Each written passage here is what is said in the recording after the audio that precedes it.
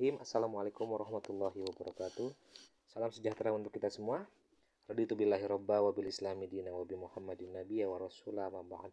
Alhamdulillah, pada kesempatan siang hari ini kita masih diberikan kesehatan oleh Allah Subhanahu wa taala untuk melaksanakan satuan acara perkuliahan di mata kuliah manajemen operasional ini untuk semester MBS, manajemen bisnis syariah semester 4. Dan hari ini kita akan mensosialisasikan rencana program kegiatan pembelajaran semester atau yang biasa disebut dengan RPKPS ya, atau RPP lah ya kalau di perguruan tinggi yang lain itu.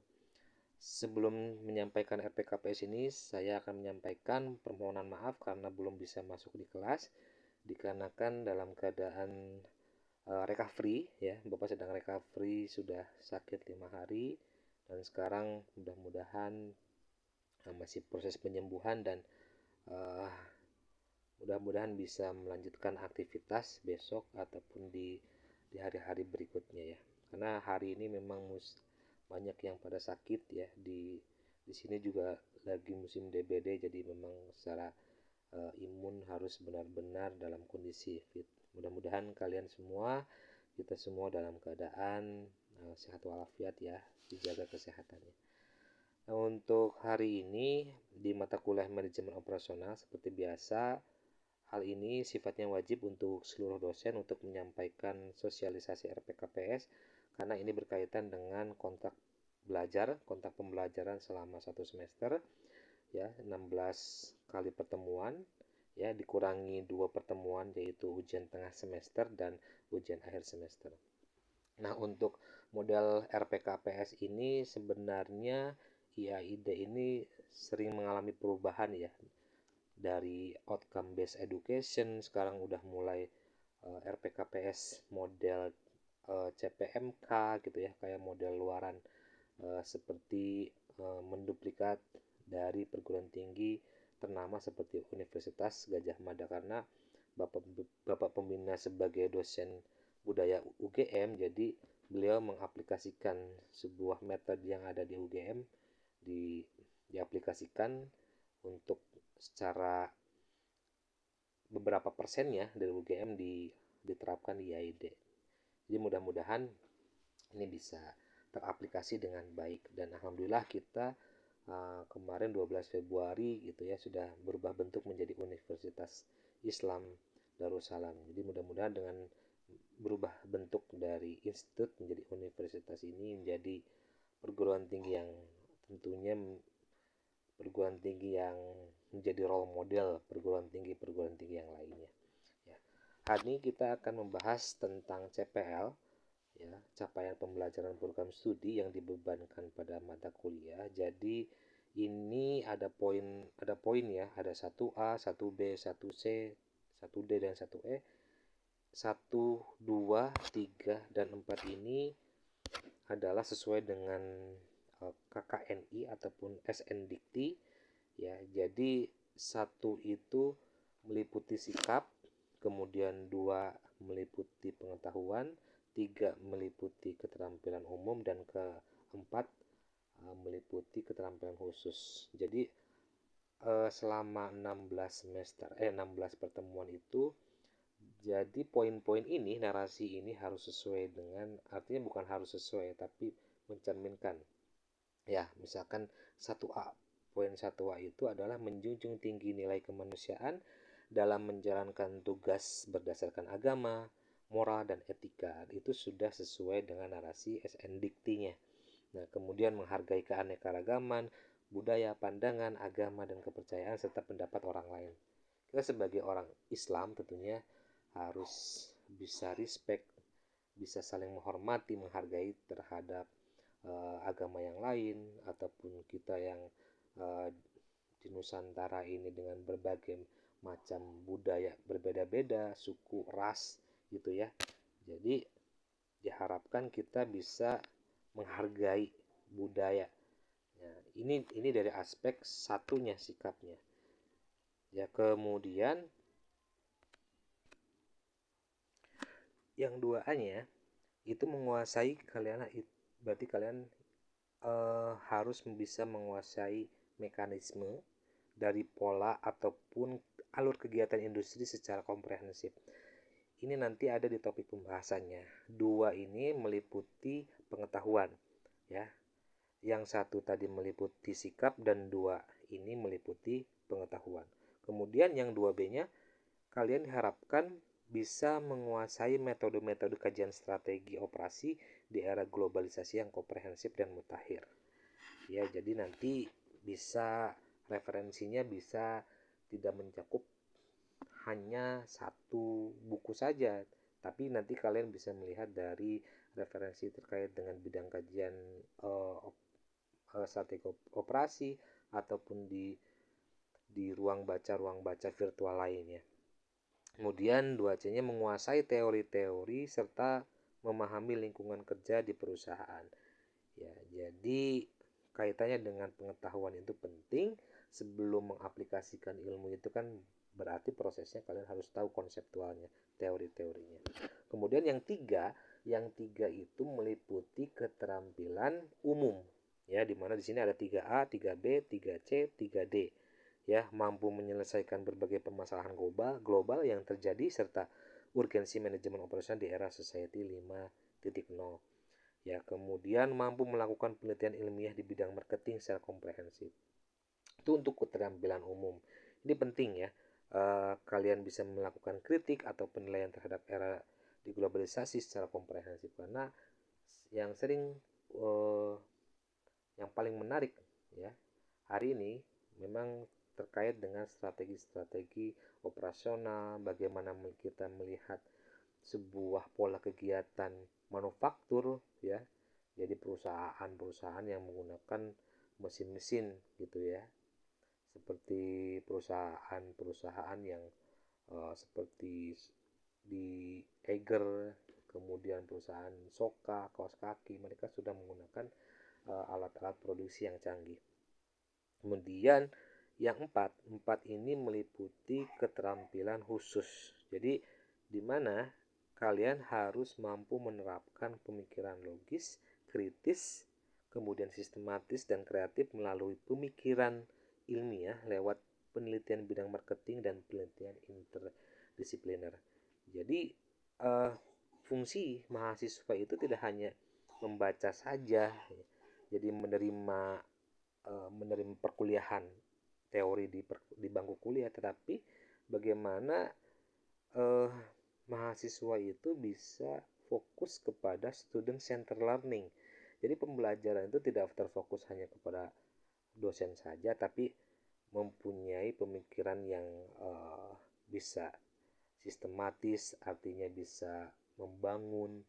Ya, boleh kritik, tapi kritiknya membangun. Kemudian terkait dengan yang keempat ini adalah keterampilan khusus, berarti capaian pembelajarannya ya, capaian pembelajaran itu kan kompetensi pembelajaran yang harus dicapai kalian pada setiap fase perkembangan. Jadi output kalian setelah kalian menerima mata kuliah manajemen operasional ini adalah apa? Berarti dilihat di aspek keterampilan khususnya. Ya, keterampilan khusus itu adalah kalian mampu menyusun artikel ilmiah yang berkaitan dengan ilmu-ilmu yang diperlukan kaitannya dalam bauran pemasaran. Kalau bauran pemasaran itu kan disebut dengan marketing mix ya, ada produk ya, kemudian ada price, ada produk, ada promotion, ada place ya. Itu kaitannya dengan strategi pemasaran. Jadi outcome-nya adalah kalian membuat sebuah proyek ya, baik itu proyek bisnis plan ataupun proyek perangkat lunak yang itu menghasilkan dari input sebuah konsep teori yang diberikan dari pertemuan 1 sampai dengan pertemuan 15. Outcome-nya adalah, luarannya adalah kalian membuat artikel ilmiah.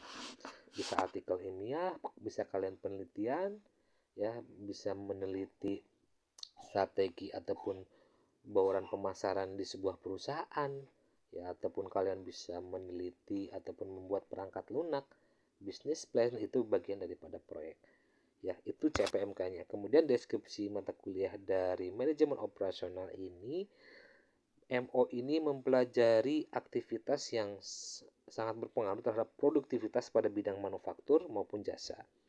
Menjelaskan penggunaan manajemen operasional secara realistis dan praktis di dalam setiap proses operasional, ya, operasional perusahaan yang dapat mempengaruhi kehidupan masyarakat. Jadi fokus dalam manajemen operasional itu adalah membahas pola kegiatan industri dan bauran pemasaran.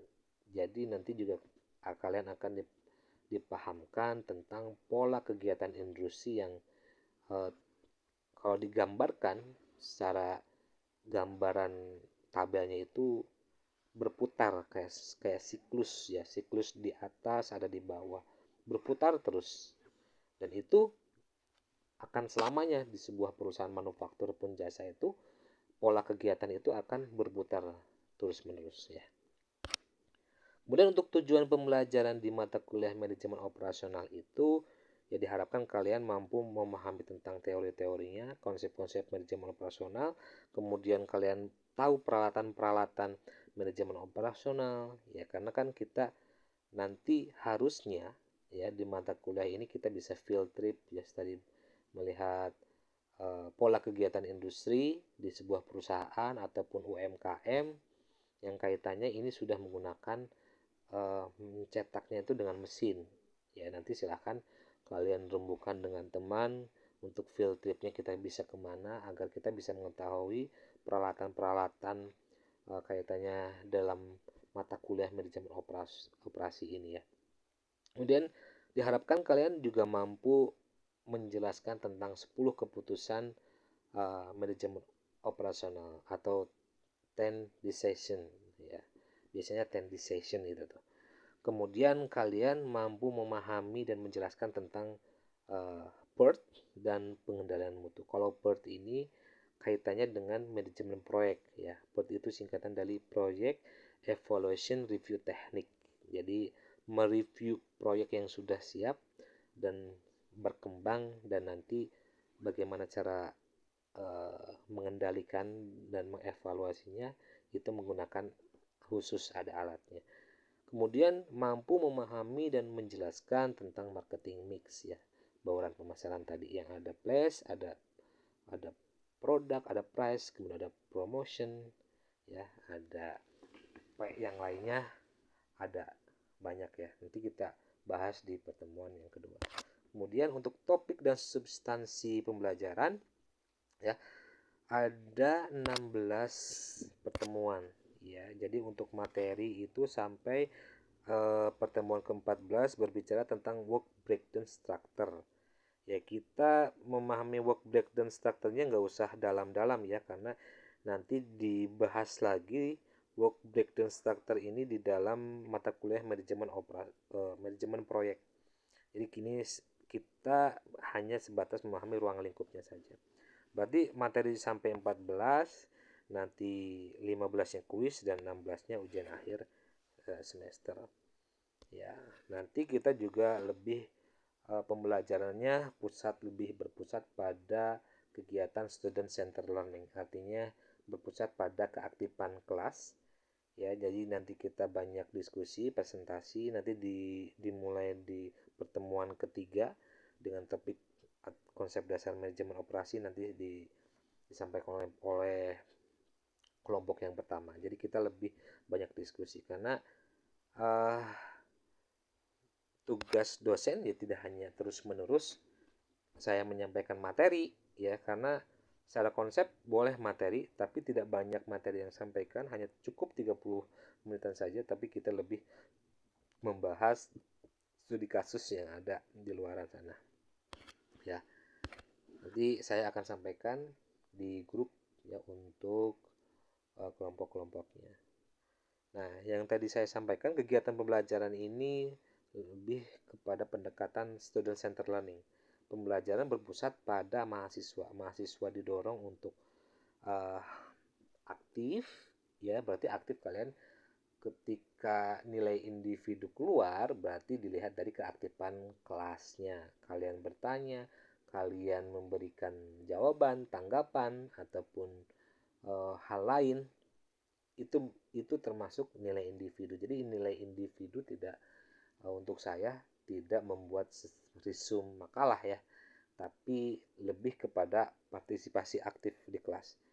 Jadi istilahnya dengan student centered learning. Kemudian analisa, membahas, mempresentasikan ya, dan memperoleh kemampuan yang diharapkan. Makanya tadi dilihat capaian pembelajarannya dari aspek sikap, pengetahuan, keterampilan umum, dan keterampilan khusus. Nah, keterampilan umumnya ini adalah keaktifan kalian di kelas. Kalau keterampilan khususnya adalah outcome kalian setelah kalian menyelesaikan mata kuliah ini, berarti kalian bisa menulis artikel ilmiah kaitannya dengan manajemen operasional. Kemudian ada 3 metode utama yang akan dilaksanakan dalam perkuliahan ini ya. Presentasi dosen mungkin tidak akan lama, cukup 30 menit ya, karena kalau kalian mendengarkan 1 jam itu pasti tidak pakai mudah-mudahan akan ngantuk. Jadi cukup 30 menit dan nanti disambung dengan presentasi gitu ya. Kemudian tugas utama yang harus dikerjakan sama kalian selama 1 semester ini ya, membuat makalah kelompok. Jadi makalah kelompok ini formatnya bukan makalah, tapi formatnya PowerPoint, nanti dipresentasikan dalam diskusi kelas ya. Jadi hal ini penting ya, karena kita sudah era digital, tidak menggunakan kertas lagi, akan lebih aman dan akan lebih tersaving dengan baik kalau dokumen-dokumen kalian tersimpan rapih di email ya, tidak tertumpuk makalah-makalah dan akhirnya kalau kena basah ya rusak ya, jadi lumutan gitu ya. Jadi kita menggunakan era digitalisasi, banyak aplikasi-aplikasi yang mendukung untuk agar file kita lebih aman ya. Kemudian untuk membuat resume ini lebih ke kondisional aja, kadang bisa termasuk dalam kuis ya, dan biasanya saya menyampaikan lebih ke analisa film dan latihan soal juga tidak ada ya. Kemudian untuk metode penilaian dan kaitan dengan CPMK, ini komponen penilaiannya mulai dari proyek, tugas itu termasuk kuis, kemudian kehadiran dan keaktifan 15%, itu termasuk ke aspek meliputi sikap, pengetahuan, keterampilan umum, dan keterampilan khusus, itu yang dicentang-centang. Kemudian UTS 20%, UAS 25%, presentasi artikel ya, atau seminar kelas itu 10%. Kalau proyek ini outcome-nya ya. Maka yang disebut dengan outcome based education, berarti kalian harus mempunyai proyek. Proyek itu hasil karya kalian ya, bisa berbentuk penelitian ataupun bisa berbentuk hasil karya catatan kalian ya, ataupun temuan kalian di sebuah perusahaan misalkan. Itu bisa dikaji ya, dan kalian menulis artikel ilmiah sesuai dengan bidang kajian manajemen operasi. Kemudian ini untuk tata tertib, silahkan kalian baca. Intinya ya, kita masuk kalau siang jam 1-an aja kita masuk, kita sepakati. Dan untuk tata tertib yang lain, kalau mahasiswa hadir dalam perkuliahan minimal 75%, berarti itu dikasih toleransi 5 kali nggak masuk. Tapi jangan jadi rencana untuk nggak masuk, lebih baiknya kalian masuk full 100%. Kemudian yang lainnya ya, kalian menggunakan sepatu ya, kemudian bajunya yang berkerah, nggak boleh kaosan. Kalau misalkan kaos harus pakai jaket ya, pokoknya yang sopan. Dan busana wanita juga harus yang sopan ya, nggak usah yang ngetat gitu, sesuai dengan peraturan akademik. Kemudian kriteria kelulusan ini disesuaikan dengan prodi. Konversi penilaiannya kalau di UID ini mendapatkan 80 saja udah mendapatkan A ya. Kalian misalkan keaktifan, UTS UAS dapat 80, misalkan semuanya 80, itu sudah mendapatkan A dan itu sudah lulus.